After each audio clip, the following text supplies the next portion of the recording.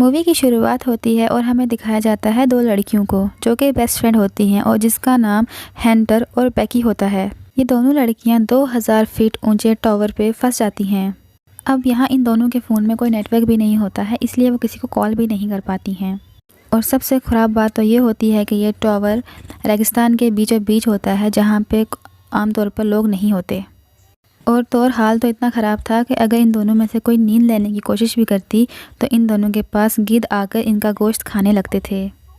अब ये लड़कियां इस टावर पे कैसे फंसी और क्या ये इस टावर से बच पाईं, ये जानने के लिए आइए चलिए इस मूवी को देखते हैं। तो कहानी की शुरुआत में दिखाया जाता है कि बेकी अपने हस्बैंड डैन और अपनी सबसे अच्छी दोस्त हंटर के साथ माउंटेन ट्रैकिंग कर रही होती है। वहीं दिखाया जाता है कि डैन को एक केव नज़र आती है जिसमें वो अपनी ग्रिप बनाने के लिए अपना हाथ वहां पर डाल देता है। बट वहां डैन की किस्मत अच्छी नहीं होती है, इसलिए वहां पर एक पंछी बाहर आ जाता है और उसकी वजह से डैन अपना बैलेंस खो देता है और नीचे गिर जाता है। लेकिन उसे सेफ्टी वायर से बंधा होने की वजह से वो बच जाता है। यहाँ दिखाया जाता है कि डैन अपने आप को बचाने के लिए माउंटेन को पकड़ने की कोशिश करता है और वहीं बेकी और हंटर भी उसकी मदद करने के लिए आ ही रही होती हैं कि अचानक से डैन की रस्सी जो है वो टूट जाती है और डैन नीचे गिर जाता है और वहीं मर जाता है। अब यहाँ से सीन डायरेक्ट 1 साल बाद दिखाया जाता है, जहाँ बेकी वो इंसिडेंट भूल नहीं पाती है और उस इंसिडेंट में मरे अपने हस्बैंड को याद करके बहुत ही ज़्यादा दुखी रहती है। उसने ड्रिंक करना स्टार्ट कर दिया था और अब वो डिप्रेशन में भी जाने लगी थी और इस बात से उसके फादर जेम्स काफ़ी ज़्यादा परेशान भी थे। वो पूरी कोशिश करते हैं कि बेकी उस इंसिडेंट से मूव ऑन हो जाए, लेकिन बेकी उनकी कोई भी बात नहीं मानती है और घर चली जाती है। एक दिन बेकी अपनी लाइफ से परेशान होकर डिसाइड करती है कि वो आज सुसाइड कर लेगी, इसलिए वो वहाँ पे बहुत सारी पिल्स एक साथ रखी होती हैं, उन्हें खाने की कोशिश करती है। तभी वहाँ अचानक से उसके फ़ोन पे कॉल आती है जो कि उसके बेस्ट फ्रेंड हंटर की होती है और जिसकी वजह से वो सुसाइड नहीं करती है। अगले दिन दिखाया जाता है कि हंटर बेकी के घर आ जाती है। वो सारी कोशिश करती है कि बेकी उस इंसिडेंट से बाहर आ जाए और वो बेकी से कहती है कि हम B67 टीवी टावर पर चलने का प्रोग्राम बनाया है और जिसमें तुम भी मेरे साथ चलोगी। हंटर बेकी की बेस्ट फ्रेंड होती है, तो ये बात वो अच्छे से जानती है कि बेकी को एडवेंचरस प्लेसेस पे जाना बहुत पसंद होता है, इसलिए वो इसे ये ऑफ़र करती है। पहले तो बेकी उसे मना कर देती है क्योंकि काफ़ी टाइम से उसने कोई एडवेंचरस क्लाइंबिंग नहीं की होती है। अगले दिन दिखाया जाता है कि सुबह में अपनी मेडिसिन देने जाती है, तो वहाँ पे वो एक चीज़ डिसाइड कर लेती है कि वो हंटर के साथ क्लाइंबिंग करने ज़रूर जाएगी। वो दोनों अपनी गाड़ी से निकल जाते हैं उस टावर की तरफ क्लाइंब करने के लिए। और रास्ते में दिखाया जाता है कि बेकी हंटर का फ़ोन देख रही होती है और उसमें कुछ हंटर की तस्वीरें भी होती हैं। वो कुछ और फ़ोटोज़ पे आगे स्क्रॉल करती है तो वो ये नोटिस करती है कि एक फ़ोटो में हंटर के कंधे पर एक लड़के का हाथ होता है। इसी बात से वो हंटर से पूछती है कि बताओ ये कौन है, किसका हाथ है, लेकिन हंटर वहाँ पर उसे कोई जवाब नहीं देती है और बात को टाल देती है। अब हाँ, बेकी के फादर भी उसे कॉल करने की कोशिश करते हैं, लेकिन वहाँ पे बेकी उनकी कॉल रिसीव नहीं करती है। अब इतनी लंबी ड्राइव करने के बाद वो दोनों एक होटल में रुकते हैं अपनी रात गुजारने के लिए। अब दोनों आपस में गपशप लगा रहे होते हैं, तो तभी बेकी को पता चलता है कि हंटर अब एक यूट्यूबर व्लॉगर है जो अपने यूट्यूब के पैसे से ही ट्रैवलिंग और एडवेंचरस प्लेसेस पे जाया करती है। यहाँ हंटर बेकी को बताती है कि जिस टावर पे हम चढ़ने वाले हैं वो टावर US का चौथा सबसे टॉलेस्ट टावर है। अगले दिन दिखाया जाता है कि बेकी और हंटर एक साथ अपनी गाड़ी में निकल जाते हैं टावर की ओर और वहीं ड्राइविंग करते करते हंटर अपनी व्लॉगिंग शुरू कर देती है, जहां वो अपने प्यारे व्यूअर्स को बताती है कि वो अपनी बेस्ट फ्रेंड के साथ उस टावर पर क्लाइंब करने वाली है। अब फाइनली वो दोनों उस टावर के पास पहुंच जाती हैं, लेकिन वहाँ एक गेट होता है जिसपे लॉक लगा होता है और डेंजर साइन का भी बोर्ड होता है वहाँ पर। फिर वो दोनों डिसाइड करती हैं कि वो गाड़ी को छोड़कर पैदल ही आगे बढ़ेंगी। अब रास्ते में दिखाया जाता है कि एक गिद्ध मरे हुए जानवर को खा रहा होता है। अब हंटर उसे अपनी ब्लॉगिंग में भी दिखाती है और उसे अपलोड कर देती है अपने इंस्टाग्राम चैनल पे। उसे इस फ़ोटो के बहुत सारे लाइक्स मिल जाते हैं और काफ़ी ज़्यादा लोग उसे पसंद भी कर रहे होते हैं। अब फाइनली कुछ देर बाद वो टॉप तक पहुंच जाते हैं और यहाँ हंटर फाइनली अपना ब्लॉगिंग ख़त्म कर देती है। वहीं बेकी जो टावर की ऊंचाई देखती है तो वो काफ़ी डर जाती है, पर उसे लगता है कि वो ये नहीं कर पाएगी क्योंकि जो इंसिडेंट उसके हस्बैंड के साथ हुआ है उसके बाद से वो काफ़ी डरी हुई होती है। लेकिन हंटर उसे अपना डर दूर करने के लिए कहती है और उसके साथ सेफ्टी वायर बांध देती है और वो दोनों अब टावर पर चढ़ना शुरू कर देती हैं। टावर काफ़ी पुराना होता है और इस टावर पे अब जंग भी लगी हुई होती है। पुराना होता है कि इसकी सीढ़ियाँ हिल रही होती हैं और इसके नेट बोर्ड भी अब अपने आप खुलने लगते हैं। अब ये दोनों काफ़ी ऊपर तक चढ़ चुकी होती हैं और वहीं दिखाया जाता है कि बेकी के हाथ से एक सीढ़ी का टुकड़ा टूटकर नीचे गिर जाता है, जिससे फॉर टाइम बीइंग बेकी थोड़ा डर जाती है। लेकिन वो फिर से हिम्मत करती है और फिर से टावर पर चढ़ने लगती है। से ही धीरे धीरे चढ़ते चढ़ते वो आधे टावर तक पहुंच जाते हैं, यानी 1000 मीटर तक वो दोनों क्लाइंब कर चुके होते हैं। अब यहाँ से पूरा शहर बहुत छोटा नज़र आ रहा होता है। कुछ देर ये डिसाइड करती हैं कि ये यहीं पर आराम करेंगी और कुछ खाने पिएंगी। फिर से क्लाइंबिंग शुरू कर देती हैं। थोड़ी देर बाद वो 1800 फीट तक पहुंच जाती हैं और अब उन्हें सिर्फ 200 फीट ही बाकी रह गया था क्लाइंब करने के लिए। बैकी इतनी हाइट पर पहुँच के काफ़ी डरने लगती है। वहाँ पे हवाओं का रुख भी बहुत ज़्यादा बढ़ जाता है और सीढ़ियाँ भी काफ़ी पुरानी होती हैं, जिसकी वजह से वो बहुत ज़्यादा हिल रही होती हैं। और वो हंटर से कहती भी है कि अब हमें वापस चले जाना चाहिए, लेकिन हंटर कहाँ मानने वाली थी। वो कहती है कि इतने ऊपर आके अब हमें थोड़ा सा रह गया है, हम इसे क्लाइंब ज़रूर करेंगे। अब यहाँ से आगे जो रास्ता था टावर पर चढ़ने का वो काफ़ी मुश्किल था। अब रास्ते में कुछ डिस्क को हंटर काफ़ी आसानी से क्रॉस कर लेती है। बैकी की भी हेल्प करती है कि वो भी उसे आराम से क्रॉस कर सके। अब जैसे जैसे वो और हाइट पर जा रही थी तो हवा का प्रेशर बहुत ज़्यादा बढ़ रहा था। बीच ये होता है कि सीढ़ी के नेट बोल्ट होते हैं वो एक एक करके नीचे गिरने लगते हैं और इस बात से अनजान वो दोनों अपनी क्लाइंबिंग को कंटिन्यू रखती हैं और फिर फाइनली वो दोनों टावर के टॉप तक पहुंच ही जाती हैं। अब यहाँ हंटर फिर से अपना व्लॉग बनाना शुरू करती है और वीडियोस में अच्छे अच्छे व्यू देने के लिए वो ड्रोन कैमरा का भी इस्तेमाल करती है। अब हंटर अपने व्यूअर्स को और अच्छा कंटेंट देने के लिए बैकी को ड्रोन का रिमोट पकड़ाकर खुद उस टावर पे एक हाथ से लटक जाती है। जब शॉट्स कंप्लीट हो जाते हैं तो वापस से ऊपर आ जाती है। अब वो बैकी से भी कहती है कि वो भी ऐसी शॉट ले, लेकिन बैकी उससे ऐसा करने से मना कर रही थी। उस पर हंटर उसे कहती है कि उसका डर भगाने का ये सबसे बड़ा मौका है।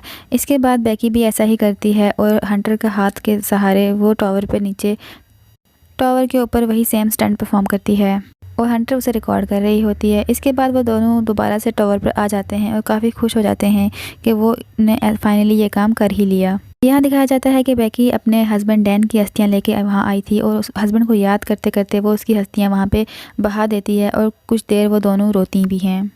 अब वो दोनों डिसाइड करते हैं कि उन दोनों को यहाँ से वापस जाना चाहिए। वो अपनी सेफ्टी वायर को खुद से कनेक्ट करते हैं और बैकी नीचे जाने की कोशिश करती है। जैसे ही वो पहला कदम सीढ़ी पर रखती है तो सीढ़ी टूट जाती है और वो सीढ़ी के साथ साथ नीचे गिरने लगती है, लेकिन वहीं हंटर उसे पकड़कर किसी भी तरह करके वापस ऊपर ले आ जाती है।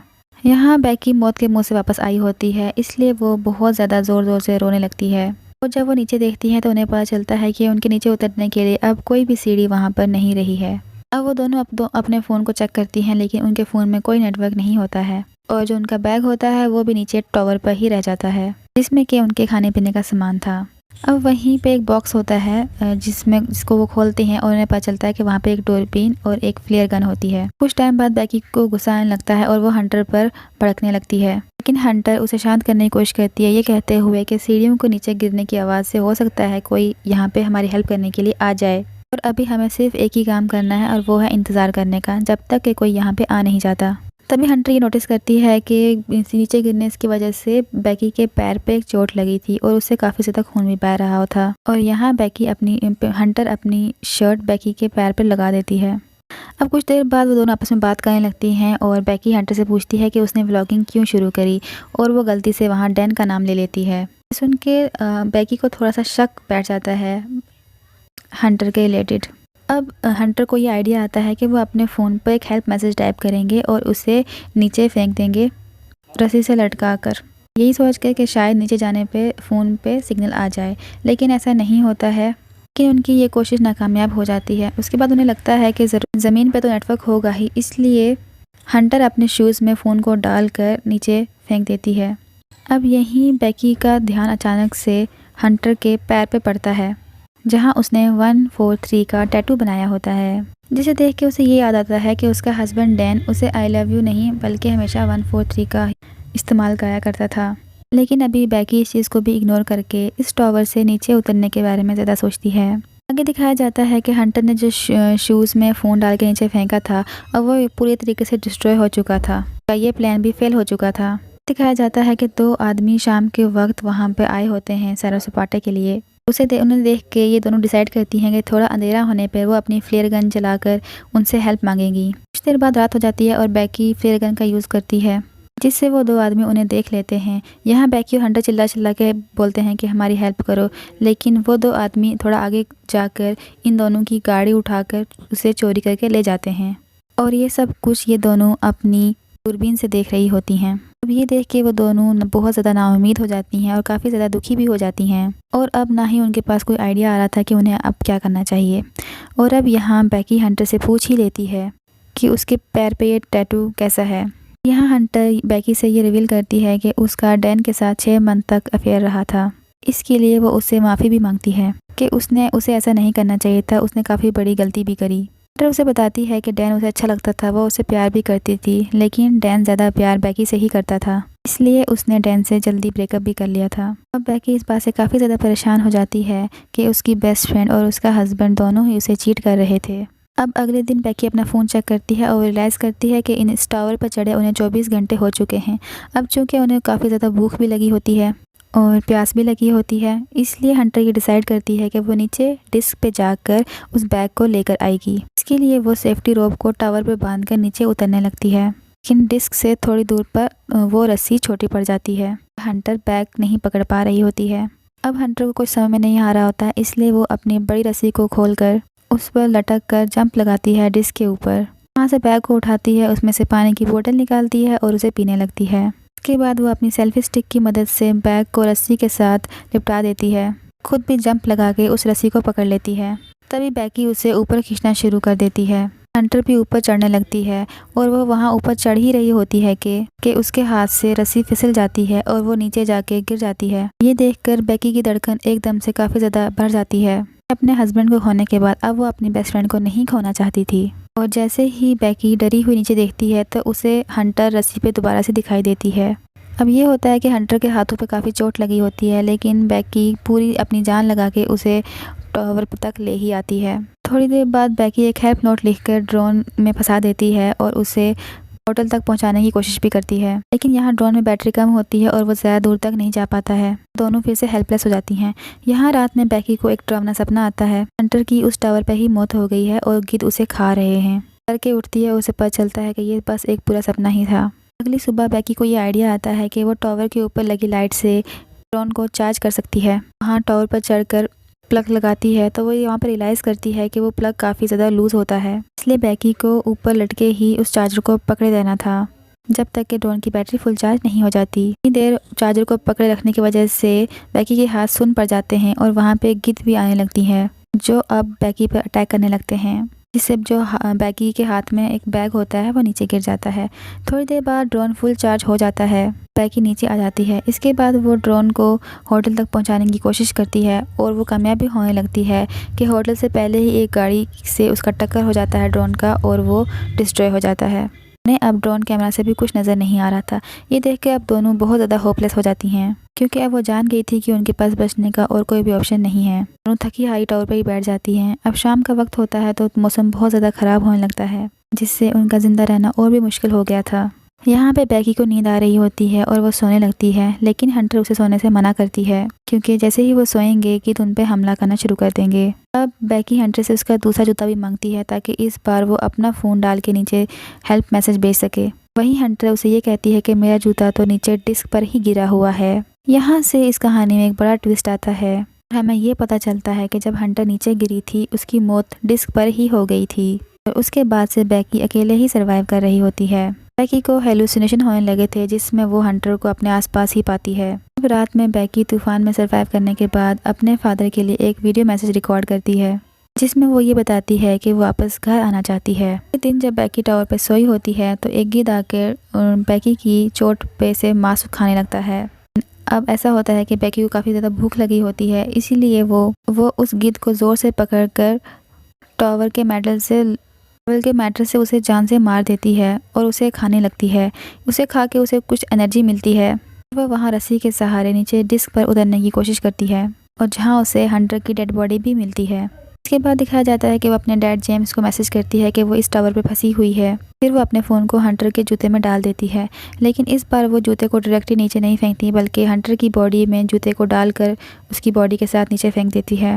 इसके बाद रात में बेकी के फादर जेम्स को उसका मैसेज मिल जाता है और वो जल्दी से पुलिस को कॉल करके वहाँ पहुँच जाते हैं।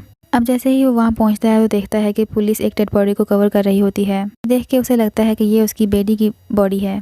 वो दुखी हो जाता है और तभी उसे वहाँ पे पुलिस की कार के पास अपनी बेटी बेकी नज़र आती है। इसके बाद वो दोनों एक दूसरे को गले लगाते हैं। इसी के साथ ये अमेजिंग मूवी यहाँ पे ख़त्म हो जाती है। तो दोस्तों आपको ये एक्सप्लेनेशन कैसे लगी कमेंट करके ज़रूर बताइएगा। ऐसे ही नेक्स्ट वीडियोज़ के लिए मेरे चैनल को लाइक शेयर एंड सब्सक्राइब करिएगा। Thank you.